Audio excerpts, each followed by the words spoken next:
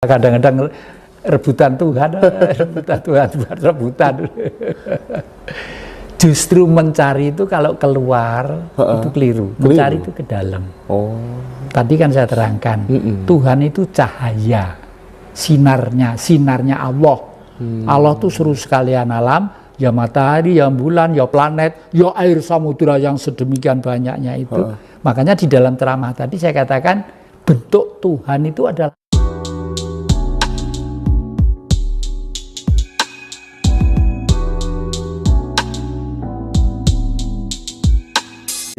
terkait dengan perspektif bahwa kebangkitan Majapahit itu sudah berada di depan mata. Bagaimana panjenengan melihat hal itu? Nah, ini mungkin orang tertawa ya. Kenapa tertawa? Lah, Majapahit sendiri hancur kok di depan mata. Apa kita akan lebih hancur lagi? Kan mesti begitu secara rasional ya. Karena orang-orang nggak sampai pikirannya bahwa politik ini yang selama ini ada di negeri kita yang namanya Republik Indonesia ini kan politik pembentukan pemerintah didasari demokrasi dari barat, yaitu pemilihan umum, coblosan. Lah, karena bentuk pemerintah, bentuk masyarakat kita itu sudah hidup dalam dunia liberal yang kapitalistis, kebebasan tapi modal menentukan nasib ya toh. Akhirnya kan jual beli. Lah, akibat jual beli itulah menjadi yang saya katakan di depan tadi itu banyak oknum-oknum legislatif, eksekutif, yudikatif yang tanda tanyanya besar. Ini sebenarnya ngerti tentang negara atau tidak? Itu loh ya. Ini terkait dengan fungsi air, terkait dengan fungsi tanah, terfungsi bumi, leluhur dan lain sebagainya. Seperti itu. Jadi oleh karena itu politik yang akan datang itu bukan ditentukan oleh orang-orang pinter yang bergelar macam-macam itu, tapi ditentukan oleh leluhur.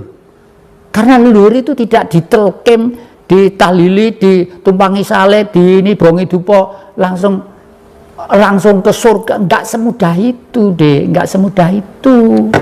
Jadi tetap memikul konsekuensi logis pada waktu pikiran bergerak dan bekerja untuk apa, antara kebenaran dan kekeliruan, bukan kejelekan. Tuhan tidak pernah menciptakan sesuatu yang jelek, yang baik, yang terkutuk, ya tidak pernah. Yang Maha Kuasa Allah tadi itu ya. Misalnya Allah kok keliru membuat babi, kok keliru membuat celeng. Loh, ini kan pikiran manusia aja. Adapun kita tidak makan, tidak nyentuh, itu lain soal. Itu budaya ya. Budaya. Tapi Tuhan tidak pernah salah bikin anjing sama bikin babi ya. Dan ada maksudnya. Orang pergi ke saya sudah 2 kali ke Mekah itu ya. Tapi saya bukan haji loh, Dek. Saya ke sana itu hanya pengen belajar. Ada apa sih sebenarnya di sana gitu loh ya.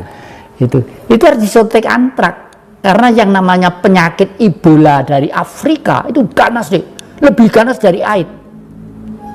Dari kalau sudah pergi haji itu kan ngumpul yulan dari satu gitu. Jadi disuntik antrak, antraktisrum dari konon dari babi juga untuk antisipasi tentang itu. Gitu. Iya. Iya ya. Jadi itu menegaskan, melegitimasi bahwa Tuhan tidak pernah salah membuat tidak pernah salah. Banyak budaya leluhur kita itu yang sekarang diurak-arik, misalnya bunga kamboja ditaruh kuburan, umumnya kan begitu ya. Loh, kalau Anda pergi ke Bali, enggak ada, di rumah tangga itu tidak ada kamboja. Rumah saya di Singosari, Padepokan, kamboja ada, di sini kamboja ada. Karena apa? Kamboja itu mempunyai sifat penyerap udara-udara yang kotor, diserap oleh dia, lalu nanti dikembalikan ke nafasnya si pohon atau si daun itu karena sinar matahari menjadi sudah bersih gitu loh. Udah bersih. Dan misalnya ini ya, di sini ada salah satu tanaman itu kecil itu daunnya. Daun itu Dek, konon katanya saya masih baru saja dapat dari salah satu hutan ya. 1 lembar segini itu harganya berapa? 60 juta dek daun satu lembar. Katanya apa? Katanya saya masih baru kalau masih katanya anti santet, anti tenung, anti jengges, unsur-unsur negatif itu akan hilang. Ya saya beli, saya taruh di sini gitu. Saya boleh bener gitu aja. Kalau saya juga nggak beli, gue terutusan turut hutan-hutan itu. Oke, yang Jati saya lanjutkan ya. Jadi gini, terkait dengan Tuhan lagi gitu ya. Kan banyak ini orang balapan mencari Tuhan, balapan menuju Tuhan, balapan menyaksikan Tuhan gitu. Sebenarnya konsep yang paling mudah agar kita bisa menuju, ketemu dan menyaksikan Tuhan bagaimana? Dan apakah harus balapan gitu kira-kira? Malah kadang-kadang rebutan Tuhan, rebutan. Justru mencari itu kalau keluar itu keliru. Mencari itu ke dalam. Tadi kan saya terangkan, Tuhan itu cahaya, sinarnya Allah. Allah itu seluruh sekalian alam, ya matahari, ya bulan, ya planet, ya air samudra yang sedemikian banyaknya itu. Makanya di dalam ceramah tadi saya katakan bentuk Tuhan itu adalah air itu. 80% tubuh kita juga air. Bumi itu juga dibuntel oleh air. Loh kok nggak korat-karit ini segala macam. Yang Tuhan memang beliau berkehendak untuk ada. Tapi selain air, bentuk Tuhan tetap ada kan ya? Tetap ada, dan di mana-mana kan mendapat sinar Tuhan. Gitu kan. Di plastik ini, di meja ini, di kursi ini, di adik-adik itu. Dari semua yang mendapat sinar Tuhan itu, yang paling bijak adalah manusia. Oh gitu. Kenapa? Karena sinarnya ada di tengah otak-otak kita. Dan sinar itu menyinari apa namanya itu otak ya, yang terdiri dari 11 miliar simpul saraf. Dan setiap simpul saraf melayani 25.000 saraf. Jadi, dan ini kuncinya semua ada di mana sih? Di Honocoroko. Gampang banget. Loh, Honocoroko ana hubungannya mbak ilmu Tuhan. Piye ya? Saya menulis buku yang akan datang itu Misteri Gunung Arjuna. Karena Gunung Arjuna itu adalah gunung suci yang mengeluarkan surat-surat yang namanya Kidung Agung. Kidung Agung, Kidung itu tembang, Agung itu besar, ya itu tembang besar terjadinya alam semesta. Oleh karena itu Gunung Arjuna saya anggap gunung suci, ya lebih suci di sini daripada wilayah-wilayah yang lainnya. Bahkan saya ingat waktu saya masih punya teman kuartet S ya dulu ya, kalau guyon tuh gini, ayo, pulau negara yang paling suci di mana? Waduh ya di sana, di Mekah, di Roma, di ini, di gitu. Enggak, di mana? Di Pulau Jawa. Loh kok gitu? Buktinya ada kota namanya Kudus, gitu. Di kota namanya Kudus, yang lainnya itu loh di Roma kalau ada Kudus. Di negara ada Kudus. Kudus itu artinya suci kan lah ya. Oke. Makanya disebut Roh Kudus ya itu ya. Itu gocek waktu kuartet S dulu. Ini kebetulan banyak yang pertanyaan dari teman-teman penggemar panjenengan gitu. Saya bertugas untuk menyampaikan satu-satu ini. Gak apa-apa ya? Gak apa-apa, saya senang. Nanti kalau yang Jati capek bilang aja istirahat dulu gitu.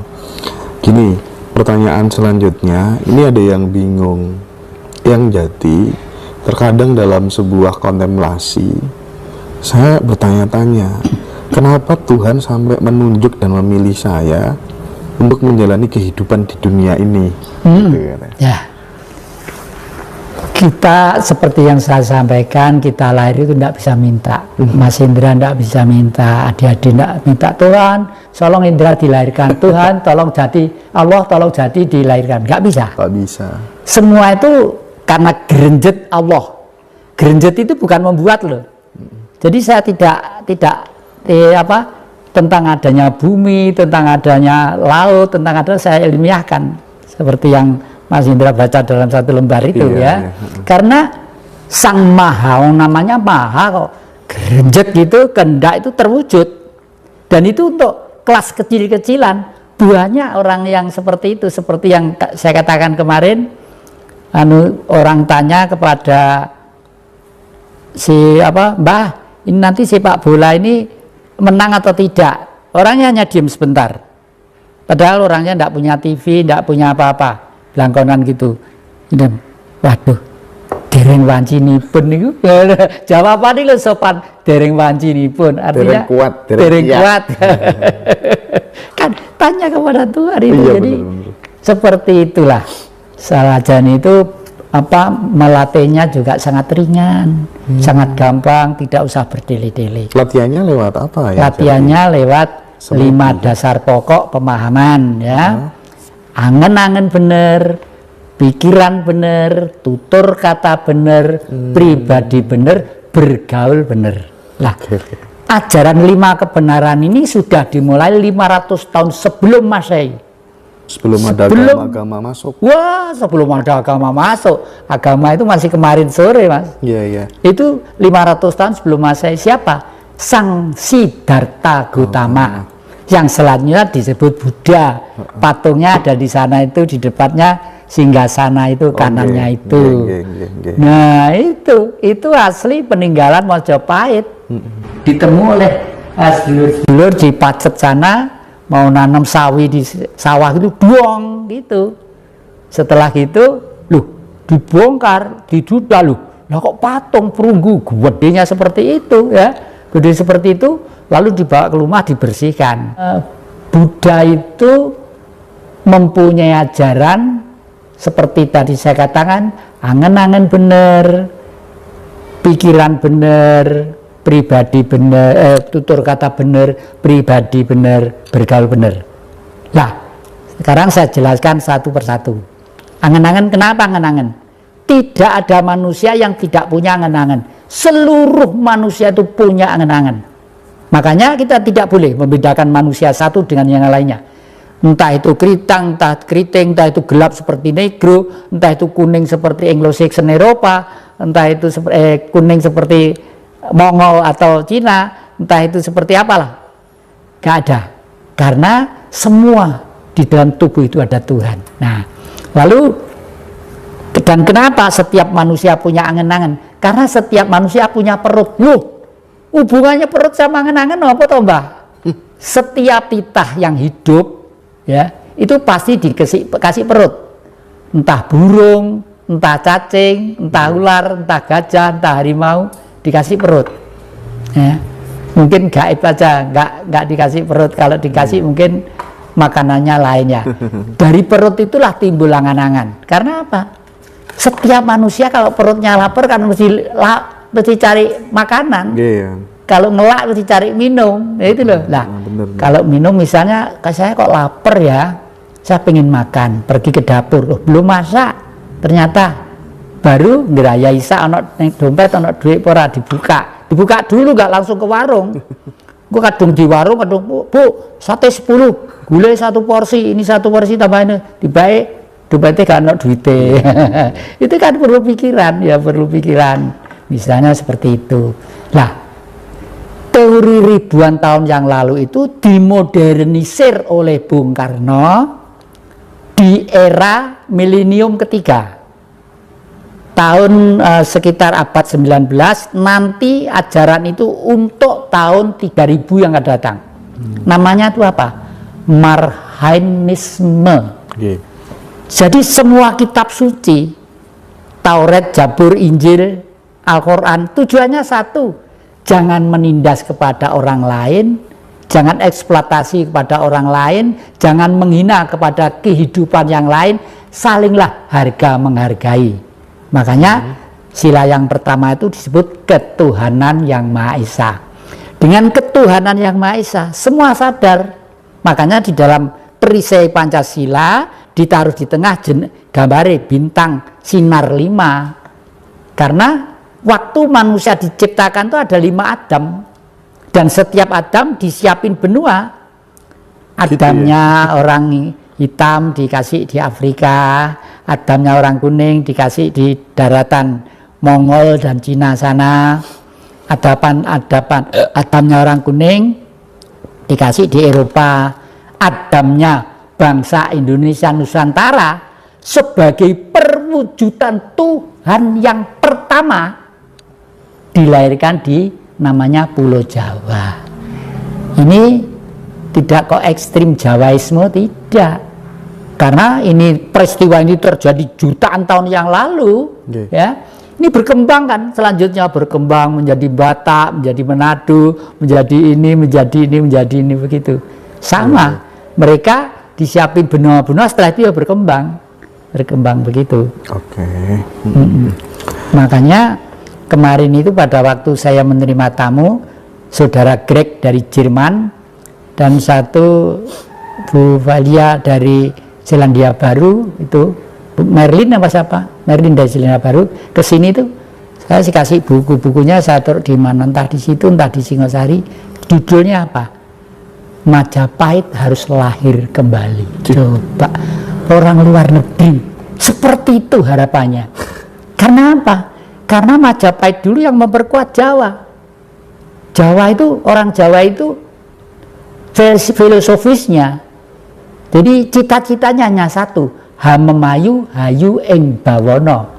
Tidak ada orang Jawa cita-cita pengen kaya, pengen sugih, pengen gini gitu.